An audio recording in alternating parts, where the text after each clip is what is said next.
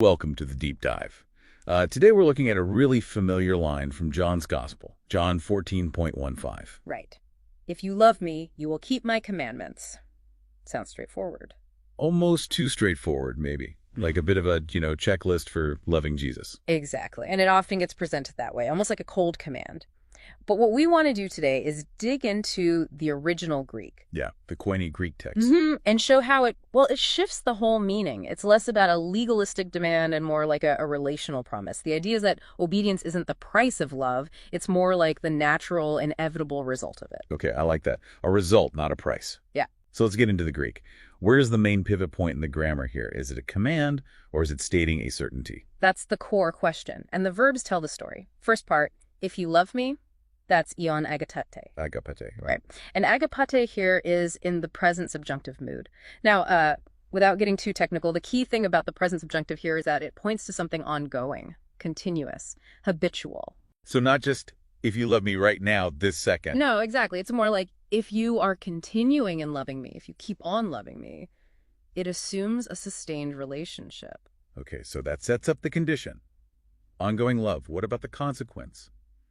You will keep my commandments. Torah said. Ah, yes, Torah said. This is crucial. It's in the future active indicative mood. Indicative, so indicating something. Indicating a fact, yes. Or certainty. The indicative mood states something as real as definite. Critically, it's not the imperative mood. Which would be a direct command, like, keep my commandments. Precisely. Jesus isn't saying you must keep them. He's stating a future certainty. If the condition ongoing love is met, then the result, keeping the commandments, will happen. It's cause and effect, guaranteed outcome. Wow, okay. So it's like saying, if you truly water this plant, it will grow. Not, you must make the plant grow. That's a great analogy. The growth is the natural result of the watering. The keeping is the natural result of the loving. Which also implies, then, that if the keeping isn't happening, maybe the if you love me part isn't quite there in that continuous way Jesus means. That's the logical flip side, yes. It puts all the focus back on the genuineness and nature of the love. Which brings us to the words themselves. Right. What kind of love is this, agapate? Is it just feeling warm and fuzzy? No, definitely not just feelings. The Greek word here is agapash. It's often contrasted with philia, which is more about friendship, affection, liking someone. Okay. Agapash is deeper. It's often described as divine love or volitional love, meaning it's a love of the will, a conscious choice. It's about choosing to value God's way, his will, acting for the other's highest good, even when feelings aren't leading. It's a decision. A determined, chosen love. Got it. And Yeah. then the action it produces. Yeah. Keeping. You said it's not just obeying rules? Far from it. In English, keep can sound like bare minimum compliance, but to Ray, its core meaning is richer. It means to guard, to watch over, to hold dear. Like guarding a treasure. Exactly like that.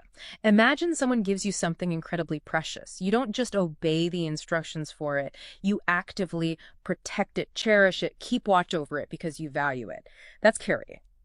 It implies a positive, protective relationship with the commandments, not just a legalistic following of them. That changes everything. You're not just ticking boxes. You're treasuring the teaching itself. Yeah. So what are these commandments, the entelas, that we're supposed to be treasuring? Especially right here at the Last Supper. Is it the whole Mosaic law? Well, context is key.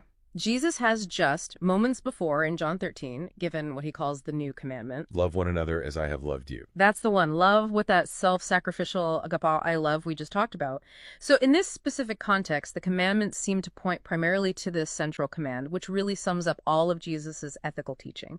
It's about living out that radical love. Okay, so let's put it all back together. If we take the continuous willed agabo love and the certainty that it will result in terek, Guarding, treasuring. guarding the teachings, especially the command to love each other, the whole verse transforms. It's not prove your love by obeying. No, it becomes something much more profound and more relational. It's like Jesus is saying, look, if you are truly continuously choosing to love me with that deep-willed devotion, then the absolutely certain natural result will be that you will treasure and guard my teachings. And what are my teachings fundamentally about?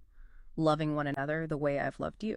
The obedience isn't the proof demanded beforehand. It's the fruit that grows naturally. That emphasis on Torah, guarding it like a treasure, really shifts the feeling from duty to devotion. It does. It moves it from cold compliance to this warm, protective relationship with the teachings themselves.